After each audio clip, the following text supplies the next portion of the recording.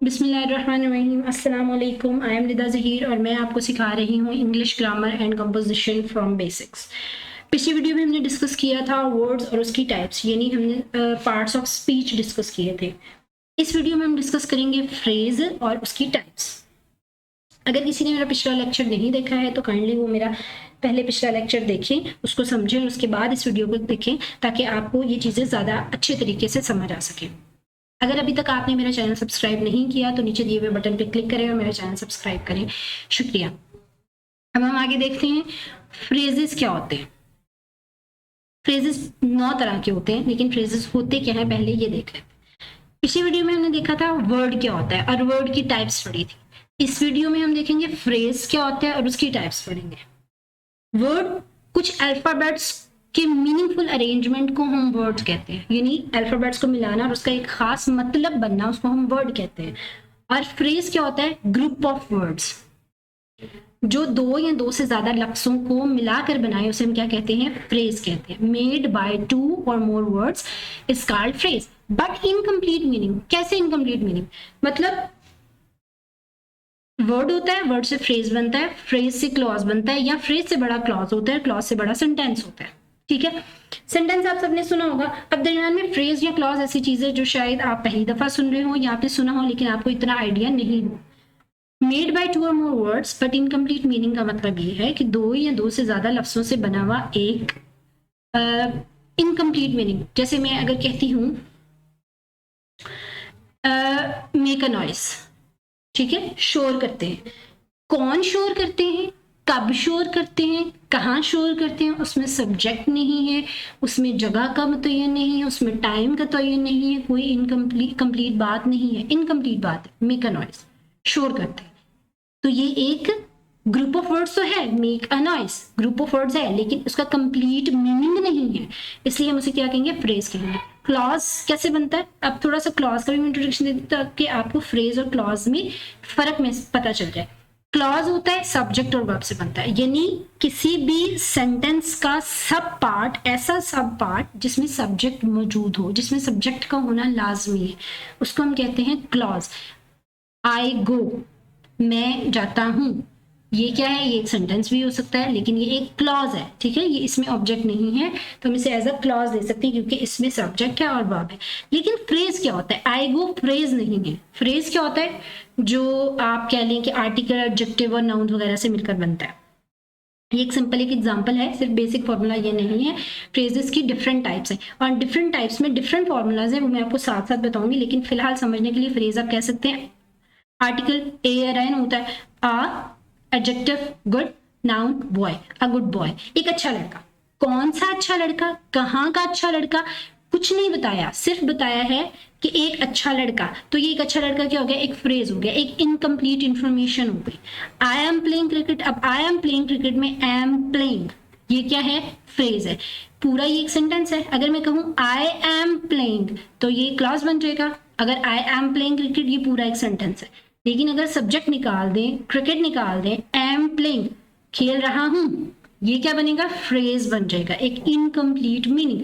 कौन खेल रहा है, कहाँ खेल रहा है, क्या खेल रहा है, किसी किस्म की इंफॉर्मेशन हमारे पास नहीं है। सिंपल, नीचे ये पूरा सेंटेंस नहीं है लेकिन एक टुकड़ा है, मेक अ नॉइज, शोर करते हैं। कौन करते हैं, कहाँ करते हैं, कब करते हैं, कोई इंफॉर्मेशन नहीं है, सिर्फ क्या है? ग्रुप ऑफ वर्ड्स जो कि थोड़ा सा मीनिंग दे रहे हैं लेकिन इनकम्प्लीट मीनिंग दे रहे हैं, उसे हम क्या कहते हैं? फ्रेज। आगे हम देखते हैं फ्रेज की कौन कौन सी टाइप्स होती हैं ताकि आपको मजीद ये चीज समझ आ सके। मैं अभी बता रही हूँ कि ये थोड़ा सा डिफरेंट और थोड़ा सा कंफ्यूजिंग टॉपिक है, लेकिन आपने कंफ्यूज नहीं होना। अगर आपको फर्स्ट टाइम में समझ ना आए तो आपने इसको बार बार देखना है। मुझे उम्मीद है कि 2-3 बार देखने से आपको ये बहुत आसानी से समझ आ जाएगा। सबसे पहले टाइप ऑफ फ्रेज होता है नाउन फ्रेज। नाउन फ्रेज कौन से होते हैं? अ नाउन इन सेंटेंस, किसी भी सेंटेंस में वो पार्ट जिसमें नाउन मौजूद है। अब नाउन यहाँ पे अगर फर्स्ट हम देखें तो उसमें क्या है? They hired a beautiful house, उन्होंने एक खूबसूरत घर किराए पर लिया। ठीक है, अब अ ब्यूटीफुल हाउस, आर्टिकल, पीछे मैंने एग्जांपल दी थी इसके फॉर्मूले की, उसमें इसमें नाउन फ्रेज में क्या होता है, आर्टिकल आ जाता है, एडजेक्टिव आ जाता है, हाउस आ जाता है। अब अगर आपने मेरी पिछली वीडियो देखी हो तो आपको पता होगा एडजेक्टिव क्या होता है, जो किसी नाउन या प्रोनाउन को बयान करता है, मॉडिफाई करता है, या आपके उसकी अच्छाई या बुराई को बयान करता है।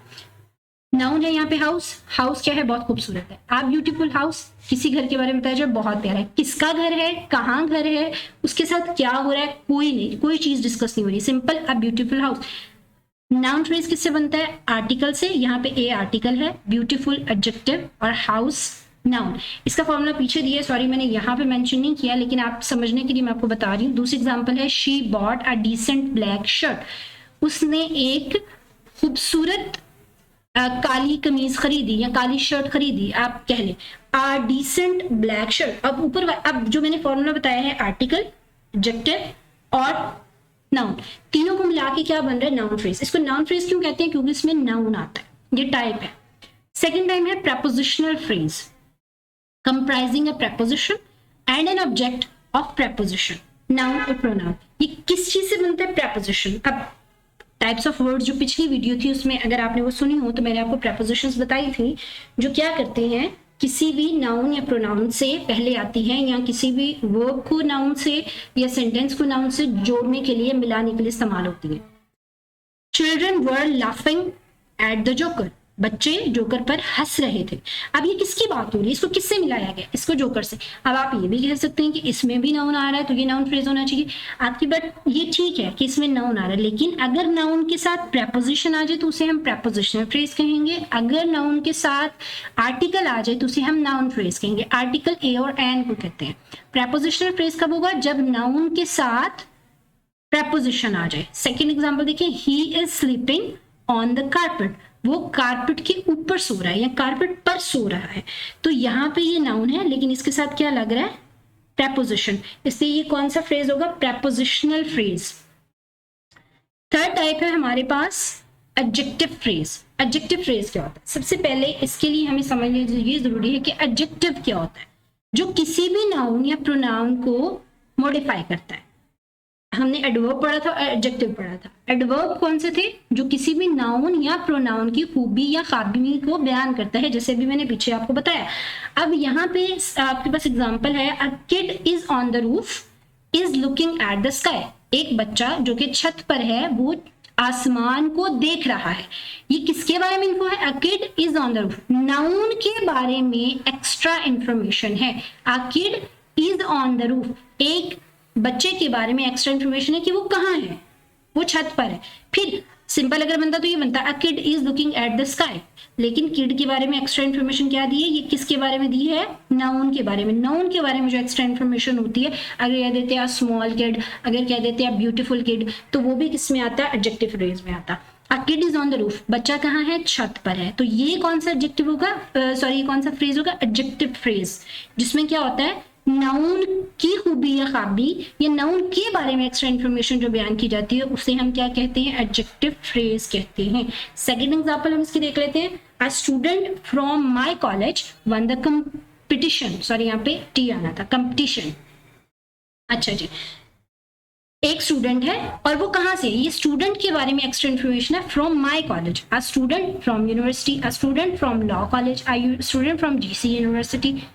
तो वो क्या चीजें हैं, ये एडजेक्टिव फ्रेज होगा, एक स्टूडेंट के बारे में एक्स्ट्रा इंफॉर्मेशन दी जा रही है। ये पूरा जो ग्रुप ऑफ वर्ड्स होगा इसको हम कहेंगे एडजेक्टिव फ्रेज, जो किसी भी नाउन या प्रोनाउन के को मॉडिफाई कर रहा है। फोर्थ टाइप है हमारे पास एडवर्ब फ्रेज। एडवर्ब फ्रेज कौन सा होता है, सबसे पहले आपको समझने की जरूरत है एडवर्ब क्या होता है। ये भी टाइप्स ऑफ वर्ड्स की जो पीछे पार्ट्स ऑफ स्पीच वाली वीडियो थी उसमें बहुत अच्छे से बयान किया हुआ, यहाँ अगेन मैं आपको रिपीट कर देती हूँ। एडवर्ब जो दूसरे वर्ड्स को मॉडिफाई करता है। अब दूसरे वर्ड्स में नाउन या प्रोनाउन नहीं आते, नाउन और प्रोनाउन को मॉडिफाई करता है एडजेक्टिव, और नाउन और प्रोनाउन के अलावा बाकी जितने भी पार्ट्स ऑफ स्पीच हैं उनको मॉडिफाई करता है adverb. That acts as an adverb modifies other words like verb. अब यहाँ पे एग्जांपल्स देख लेते हैं जो एडवर्ब के तौर पर काम करता है। ये किसकी बात हो रही है, एडवर्ब फ्रेज की। Adverb phrase that acts as an adverb, जो एडवर्ब के तौर पर काम करता है। और एडवर्ब एक्चुअली क्या होता है, modifies other words like verb, दूसरे वर्ड्स को मॉडिफाई करते हैं मिसाल के तौर पर वर्ब को करता है। अब देखिए, ही drives a car in a very high speed, वो कार चलाता है बहुत तेज स्पीड से। अब ये अ वेरी हाई स्पीड किस चीज को मॉडिफाई कर रहा है, उसकी ड्राइव को। ड्राइव क्या है, वर्ब। ये a very high speed, speed किस चीज को मॉडिफाई करती है, ड्राइव को, कि स्पीड स्लो है, तेज है, किस तरह से है। तो ये वर्ब को मॉडिफाई कर रही है, इसलिए हम इसे कहेंगे एडवर्ब फ्रेज। किसी वर्ब की खूबी, खामी, अच्छाई, बुराई, सही गलत को बयान करने को हम जो करता है उसे हम एडवर्ब कहते हैं, इसलिए हम इसे एडवर्ब फ्रेज कहेंगे। ये ग्रुप ऑफ वर्ड्स भी है ना, अ वेरी हाई स्पीड। इसी तरह सेकंड जो एग्जांपल है, Ali was running very fast, Ali बहुत तेज दौड़ रहा था। अब वेरी फास्ट जो है वो किस चीज को मॉडिफाई कर रहा है, वर्ब रनिंग को। यहाँ पे रनिंग को मॉडिफाई कौन कर रहा है, वेरी फास्ट, इसीलिए ये भी कौन सा फ्रेज होगा, एडवर्ब फ्रेज। फिफ्थ पार्ट हमारे पास है वर्ब फ्रेज। वर्ब फ्रेज कौन सा होता है, a group of verbs and helping verb. Verb और हेल्पिंग वर्ब को मिलाने से जो फ्रेज बनता है उसे हम कहते हैं verb phrase. She is writing. लेकिन यहाँ पे आप ये देख लें कि यहाँ वर्ब अगर कुछ भी है उसके साथ ing आ भी सकता है और नहीं भी आ सकता। सिंपल दो group of two types words होंगे, उसमें वर्ब होगा राइटिंग और हेल्पिंग वर्ब होगा इज। यहाँ पे वर्ब है वेटिंग और हेल्पिंग वर्ब है हैव बीन। तो जो वर्ब और हेल्पिंग वर्ब से मिलकर बनता है उसे हम कहते हैं verb phrase. I have been waiting for you since morning, मैं आपका सुबह से इंतजार कर रहा हूँ। सिक्स टाइप है इन्फिनेटिव फ्रेज। इन्फिनेटिव फ्रेज कौन से होते हैं, which contain an infinitive. Infinitive किसको कहते हैं, जिसमें टू आता है और साथ में first form of verb. To first form of verb, उसको हम कहते हैं infinitive. Acts as a noun, ये किस तरह से बिहेव करता है, नाउन के तौर पर, एडजेक्टिव एडवर्ब की तरह। नाउन के तौर पर भी बिहेव करता है और एडजेक्टिव एडवर्ब की तरह भी बिहेव करता है। अब एग्जांपल देख लेते हैं, I enjoy to drive a car. अब यहाँ पे टू ड्राइव आ रहा है, to drive infinitive, first form और साथ में टू, अ कार एक कार। तो सॉरी ये आई एंजॉय नहीं आएगा, इसमें सिर्फ सिंपल आएगा टू ड्राइव अ कार। ये टू ड्राइव अ कार कौन सा इन्फिनेटिव फ्रेज है। अगले एग्जांपल देख लेते हैं, to get success in exam is an ambition of every student. Exam में या इम्तिहान में कामयाबी तमाम तालिब इल्मों का जो एम्बिशन है। अब यहाँ पे टू आया, ठीक है, टू गेट सक्सेस, ये क्या हो गया, इन्फिनेटिव हो गया और उसके साथ इन एग्जाम, ठीक है, और ये क्या बन जाएगा हमारे पास, to get success in exam, infinitive phrase हो जाएगा। सेवंथ टाइप जो फ्रेज की है वो है जेरेंड फ्रेज। जेरेंड फ्रेज कौन से होते हैं, ग्रुप ऑफ जेरेंड। जेरेंड होता है actually first form of verb और उसके साथ अगर ing लगा दे तो उसे हम जेरेंड कहते हैं। फर्स्ट फॉर्म ऑफ वर्ब और ing, उसको हम कहते हैं gerund. Group of gerund and gerund, और या जेरेंड और जेरेंड विद अदर वर्ड्स, या जेरेंड को किसी और लफ्ज के साथ मिला के क्या बन जाएगा, जेरेंड फ्रेज बन जाएगा। और ये किस तरह काम करता है, acts as a noun in sentence. एक सेंटेंस में एज एन नाउन काम करता है। I enjoy listening to the music. अब ये क्या था, जेरेंड था और उसको किससे मिला दिया, टू द म्यूजिक के साथ मिला दिया, लिसनिंग टू द म्यूजिक। ये हमारे पास कौन सा फ्रेज हो गया, gerund phrase. Walking in the sun, अब यहाँ पे वॉकिंग जेरेंड है और कहाँ पे, वॉकिंग इन द सन। ये पूरा जो ग्रुप ऑफ वर्ड्स है उसको हम कहेंगे gerund phrase. Effects the complexion of a person, ठीक है, वॉकिंग इन द सन यहाँ पे क्या हो जाएगा, जेरेंड फ्रेज। ए टाइप है पार्टिसिपल फ्रेज। पार्टिसिपल फ्रेज कौन सा होता है, a group of present participle and past participle. सबसे पहले तो आप समझ लीजिए पार्टिसिपल क्या होता है। प्रेजेंट और पार्टिसिपल वो फॉर्म ऑफ वर्ब जो हम प्रेजेंट में यूज करते हैं, वो फॉर्म ऑफ वर्ब जो हम पास्ट में यूज करते हैं। पास्ट में हम सेकंड फॉर्म यूज करते हैं, प्रेजेंट में हम फर्स्ट फॉर्म यूज करते हैं। तो प्रेजेंट पार्टिसिपल हम कहते हैं first form of verb plus ing, और पास्ट पार्टिसिपल हम कहते हैं सेकंड फॉर्म ऑफ वर्ब को। एक्स एज एन एडजेक्टिव, ये एज एन एडजेक्टिव काम करता है, या किसी भी नाउन या प्रोनाउन को मॉडिफाई करने के लिए काम आता है। पंक्चुएटेड विद कॉमास, और एक सेंटेंस में जब ये लिखा जाता है तो उसको कॉमा से पंक्चुएट किया जाता है। जैसे इस एग्जांपल में, the student raising their hands need extra sheets. वो तालिबात जिन्होंने अपने हाथ खड़े किए हैं उन्हें एक्स्ट्रा शीट्स की जरूरत है। इसका मतलब ये, तो रेजिंग देयर हैंड ये किस चीज को मॉडिफाई कर रहा है, स्टूडेंट को कर रहा है ना, कि जिन स्टूडेंट्स ने हाथ खड़े किए, इसलिए ये एज एन एडजेक्टिव है सेंटेंस में। किसके, अब ये शीट्स के बारे में बात तो नहीं हो रही है रेजिंग देयर हैंड, ये बात हो रही है स्टूडेंट के बारे में, इसीलिए ये एडजेक्टिव है। और ये सेंटेंस में हमेशा कॉमास के दरमियान में आता है, पंक्चुएट किया जाता है इसको कॉमास के दरमियान। सेकंड एग्जांपल है, she got a mail mentioning about her exam. उसे एक मेल मिली और उस मेल में क्या है, ये उसके एग्जाम्स की बात हो रही है, सब्जेक्ट के एग्जाम्स की बात हो रही है। मेंशनिंग अबाउट हर एग्जाम, तो ये कौन सा फ्रेज हो जाएगा? Participle phrase. 9th टाइप हमारे पास फ्रेज की है एब्सोल्यूट फ्रेज, और ये सबसे लास्ट टाइप है consist of noun, pronoun, participle and linked modifier. ये इनमें से किसी भी किस्म के वर्ड से मिलकर बन सकता है। Adds extra information to the sentence, और ये हमेशा सेंटेंस में सब्जेक्ट के बारे में आपके लिए एक्स्ट्रा इन्फॉर्मेशन देता है। यहाँ पे सॉरी ठीक है, adds extra information to the sentence. Sentence में एक्स्ट्रा इन्फॉर्मेशन कैसे ऐड करता है? और ये भी पंक्चुएटेड होता है विद कॉमन में। She is looking very much happy, her face expressing a shine of happiness. वो बहुत खुश नजर आ रही है, उसके चेहरे से खुशी जो है वो चमक रही है, उसके चेहरे पर खुशी चमक रही है। अब ये किस चीज की बात हो रही है? उस सब्जेक्ट के बारे में बात होगी।